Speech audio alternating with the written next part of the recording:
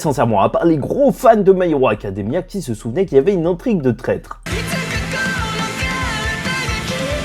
Mesdames et messieurs, ici Chage et on se retrouve aujourd'hui pour la review sur la chaîne secondaire de cet épisode 3 de cette saison 7 de My Hero Academia, super vilain et qui va bien sûr se concentrer sur l'intrigue du traître de My Hero Academia. Et c'est vrai que déjà le moment où ça arrive, c'est un petit peu un moment où ça tombe comme un cheveu sur la soupe en réalité, étant donné que cette intrigue on n'en avait pas reparlé alors qu'il y a eu la première guerre et c'est vrai que tout ça, ça fait que forcément en fait elle semble un petit peu sortie de nulle part dans un certain sens, mais elle va avoir des retombées bien sûr pour la suite, étant donné que à la fin de l'épisode, on nous le dira, grâce à ce traître, donc ils vont commencer à faire un plan pour faire sortir All for One de sa cachette, ce qui est un véritable problème à ce moment précis. Mais c'est juste que l'arrivée donc de cette révélation, en tout cas de redevenir dessus, bon, ça aurait pu être fait à n'importe quel moment, et c'est pour ça que c'est un petit peu, je dirais pas facile, mais ça tombe peut-être à pic que voilà, il trouve Aoyama, alors qu'en plus il ne fait rien de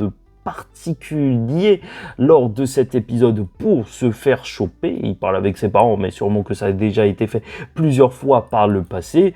Mais bon, bref, là, ça tombe là, c'est un petit peu facile entre guillemets. Ça aurait été cool d'avoir ça avant, en fait, la révélation du traître, Aoyama qui est enfermé et tu vois, un arc après, tu te rends compte, genre ça avant la première guerre et donc après, bah, ils se disent qu'on peut l'utiliser. Voilà, tout simplement. Non, là, ça va être vraiment posé là, alors que, bien sûr, il y a Shigaraki qui va retourner vers All for One et compagnie, et ça, je trouve que ces scènes, elles sont juste géniales, hein, c'est ce qui a ouvert l'épisode, mais tu vois, le Dabi, il en peut plus, il tape du pied et tout, t'as l'impression que c'est un vrai repère de junkie. Oh, t'as l'impression qu'il est complètement drogué, mais en même temps, il est drogué à la haine de son père. Enfin bref, donc, et ça va être introduit lors de cet épisode, surtout par All for One qui dit qu'il a plusieurs plans, en fait. Il a toujours des amis et surtout, en fait, plusieurs possibilités qu'il place durant des années. Et à chaque fois, il choisit le chemin adéquat. C'est le mastermind, donc, de My Hero Academia, qui en fait peut-être un petit peu trop. Voilà, des plans un petit peu partout, peut-être un petit peu... Bah, trop nombreux, tout simplement. Et en plus, à ce moment-là, on te montre une image de Toru, juste avant le générique. Donc, celle qui est invisible. Et c'est vrai que pendant longtemps, il y avait ces théories comme quoi ça pouvait être elle, la traîtresse, étant donné que, voilà, c'est plus ou moins simple, on va pas se mentir. T'es invisible, tu peux aller partout. Tu peux dire, si, j'étais là en cours hier, c'est juste que j'arrivais pas à parler, j'avais mal à la gorge.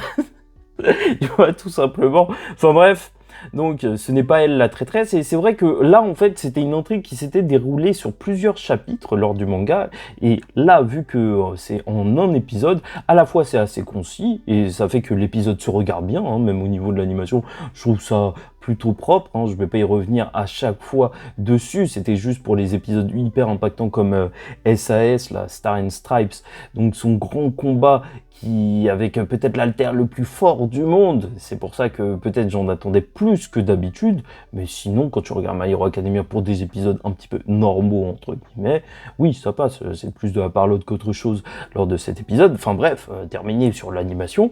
Donc ce que je voulais vous dire c'était que bien entendu en fait dans le manga, vu que ça se passait en 2-3 semaines en fait ce truc, cette intrigue du traître, et ça fait que t'avais le temps quand même de te poser des questions avec Toru qu'on te montrait, la fille invisible, et après le chapitre il se terminait, et le chapitre d'après tu vois que ça parle avec Aoyama et tu dis peut-être que c'est lui le traître. Enfin, tu vois, il y a tout un questionnement qui se faisait un petit peu sur le long terme. Là, déjà que l'intrigue, je pense qu'il y a beaucoup de personnes, parce que j'ai regardé l'épisode avec mon petit frère, et qui avaient pas forcément ça en tête. Donc, bah, en plus, vu qu'il y a tout qui t'est expliqué lors de cet épisode, bah, ça fait un petit peu conclusion, mais ça fait pas forcément mystère. Voilà. Véritablement gros mystère. Enfin bref, et là où c'est plus ou moins intéressant, c'est que c'est la question, en fait, est-ce que c'est réellement un vilain ou non? Est-ce que c'est un super vilain? On apprendra qu'il n'avait pas d'alter à la naissance comme Deku, c'est pour ça qu'il a été touché par le fait que Deku soit lui aussi un sans alter, il vient d'une belle famille, blablabla, bien riche et compagnie, et c'est pour ça qu'il voulait être un petit peu comme tout le monde, c'est un petit peu les problèmes qu'il y a dans My Hero Academia, ce qui ont été pointés du doigt à propos de la société, et société normée entre guillemets, si t'as pas d'alter c'est vrai que ça peut être un petit peu compliqué et ça explique pourquoi il avait mal au ventre et compagnie, parce qu'en fait c'était pas son alter de base, son corps il était peut-être pas fait pour ça, et en fait sûrement qu'il n'était pas fait pour tirer des rayons laser avec son bide. Enfin bref, voilà, il va se faire attraper par Deku. Heureusement, Agakura, elle sera là, Toru, là, pour le protéger du rayon laser qui va être tiré sur lui. Même si, bon, on parle quand même d'un Deku qui est normalement niveau All Might. Hein, je pense, voilà, à part le fait qu'il était un petit peu perturbé, juste un petit doigt, là, il aurait pu lui éclater sa tête de français. C'est toujours aussi drôle de voir comment les gens, les Orikoshi, nous voient de l'extérieur, hein, nous, peuple français. Voilà, c'est bien marrant. Il se fait attraper, il parle de son crime, que All for One les menaçait. Donc, est-ce que c'est réellement un vilain ou non? Moi, je dirais que ça reste un traître dans tous les cas. Et même si il était menacé, et c'est pour ça que ses camarades, ils vont plus, en fait, en plus, donc, de lui en vouloir un petit peu, parce qu'il a quand même mis la vie d'énormément de personnes en danger, ils vont compatir avec lui, parce que de toute manière, ils se sentaient forcés, et ça ne fait que renforcer leur détermination. Voilà, les petites séquences où ils s'entraînaient en plus, elles étaient plutôt cool. Je voyais le Bakugo avec le cluster, donc cette technique qui consiste à faire des petites je sais pas, des petites gouttelettes, voilà, très exactement. Donc, de sueur, vu que sa sueur, elle est explosive, il porte un gros pull et compagnie, voilà. Il devient de plus en plus doué. Le Shoto aussi, qui essaye et qui est presque à la maîtrise de ces deux côtés de la même manière, parce qu'il n'utilisait pas le feu au début de la série, je vous rappelle, il voulait pas utiliser le feu. Enfin bref, voilà tout. Ils ont décidé de peut-être utiliser Aoyama, on sait pas comment, pour arrêter All for One, et on le verra bien. J'ai oublié d'en parler, mais c'est peut-être un des passages les plus impactants de l'épisode, le Deku qui fait tel All Might, tu peux encore devenir un héros à quelqu'un qui a été un vilain. Le Dark Deku, tout l'arc lui aura servi à ça, comprendre Lady Nagant et comprendre que tout n'est pas si simple que ça, et c'est plutôt marrant parce qu'en fait il peut pas attraper sa main.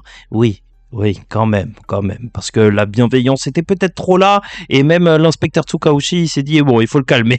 Franchement, c'était un épisode qui passe plutôt bien. C'est juste que, encore une fois, je trouve que la notion de mystère, elle est peut-être pas forcément là. T'as la révélation peut-être un petit peu trop rapidement, surtout qu'on te rappelle qu'il y a cette intrigue du traître et que t'as pas forcément ça en tête, durant le même épisode. Donc, 2 minutes avant, tu fais « Ah ouais, il y a un traître !» Et 2 minutes après, tu fais « Ah bah ok, c'est lui. » C'est pour ça que c'était plutôt, voilà, un petit peu étrange. N'hésitez pas à me dire ce que vous en pensez en commentaire, likez ou dislikez la vidéo, commentez, donnez votre avis en commentaire et abonnez-vous si vous n'êtes pas encore abonné. Et comme ça, on parlera du Deku Brocoli avec ses cheveux complètement explosés par Bakugo. Et en attendant la suite et le prochain épisode, je vous dis ciao tout le monde, faites très attention à vous et surtout, paix sur vous.